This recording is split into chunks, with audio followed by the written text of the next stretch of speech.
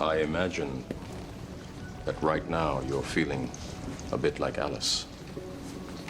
Tumbling down the rabbit hole? You could say that. I can see it in your eyes. It's no secret that the Matrix creators, the Wachowskis, were influenced by many mediums from kung fu, comics, technology, and of course, anime. A friend of ours asked us to come up with a concept for a comic book. We like kung fu movies. We like Japanimation. So it's not too surprising that sooner or later that they will be able to work on something anime related, and more so in their own world of the Matrix. And as the duo was visiting Japan to promote the first film, they had the opportunity to visit some of their favorite creators in the genre, and thus the Animatrix was born, a collection of 9 shorts that fleshes out their series and helps fill in some of the gaps that are present in the second film. For that reason alone, any Matrix fan should watch this collection. But in general, the Animatrix is an excellent collection for those that like animation and anime, even if you're not totally into the Matrix series. To be honest, I haven't seen all the films. My experience with the series is through the video games, since I wasn't allowed to watch the films because of their ratings. But my parents allowed me to play T-rated games as an elementary schooler, so thank you, Path and Neo.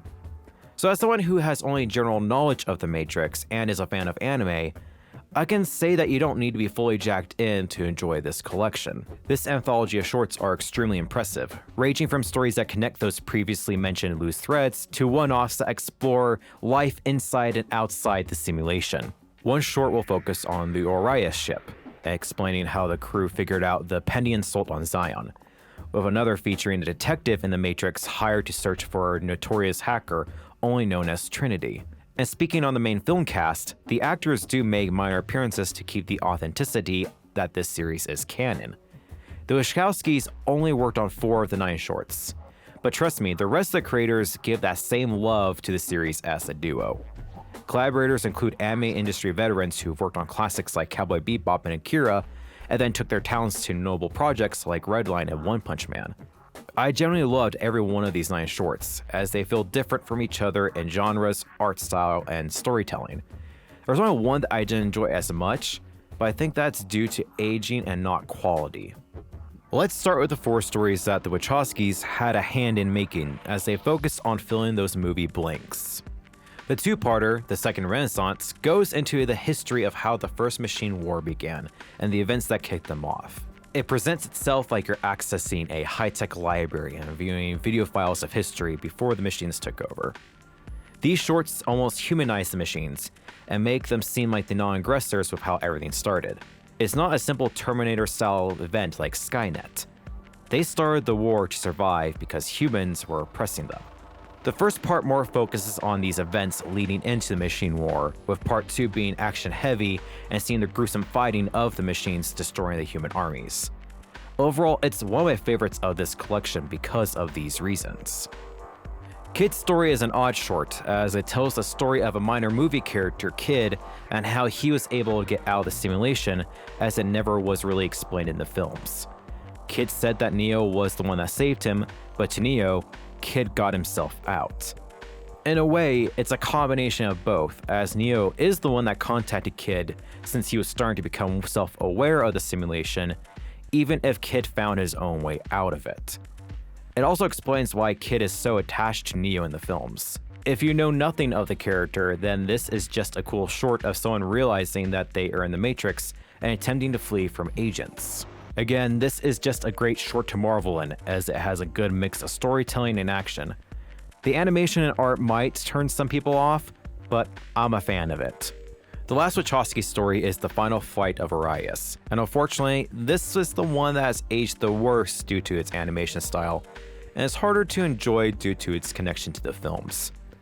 The first scene of its main character starts off cool, but it gets intimate to say the least.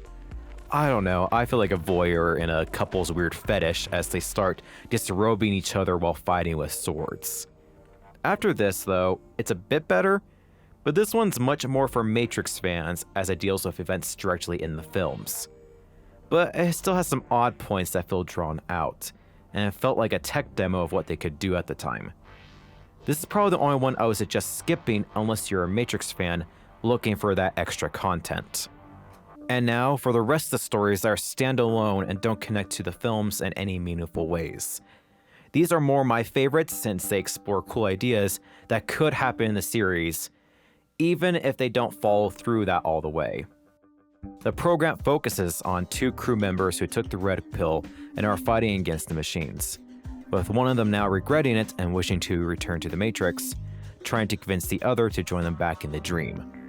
It's an interesting take with someone being over their head and wishing to reverse their decision. The concept isn't explored too much, and this feels more like a visual treat rather than exploring the Matrix, but it's still a great short with the best action in this collection and possibly the best art.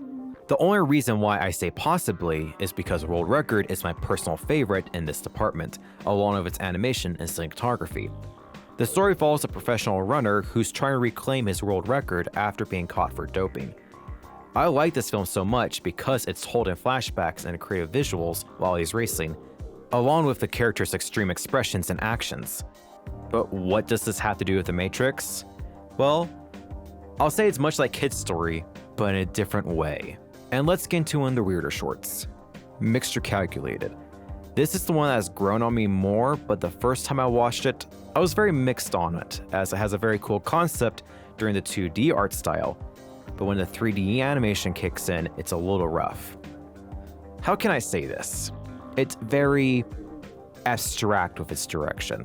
The story focuses on a rogue group of humans on the surface, taking machines and showing them the positive features of humanity through a simulation, converting them to the human side by overriding their programming. It's a very cool concept. It's just how they do it that can take someone off guard, because it's so obscure.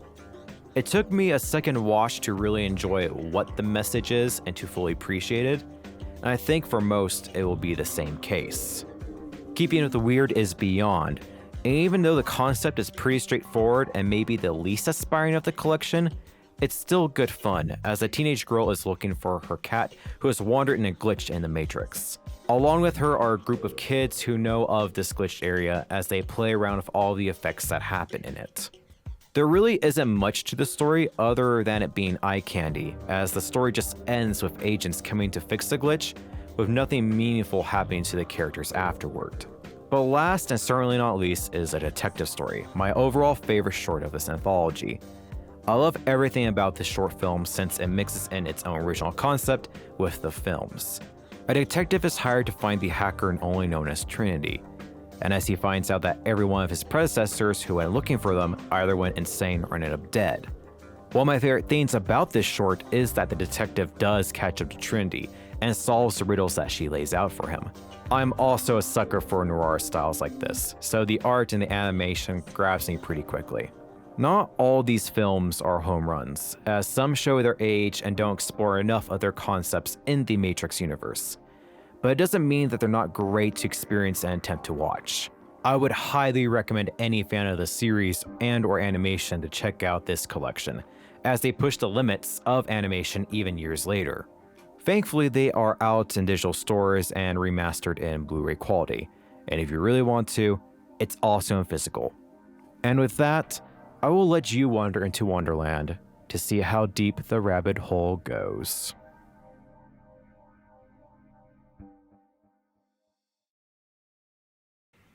Well, I hoped you liked my little review on the Animatrix, a project that I didn't know about until I was getting slowly back into the Matrix series due to Resurrection coming out.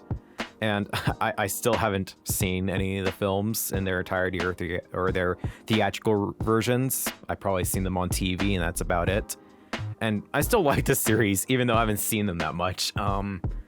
So I gotta thank Path of Neo for letting me be able to experience it when I was a kid.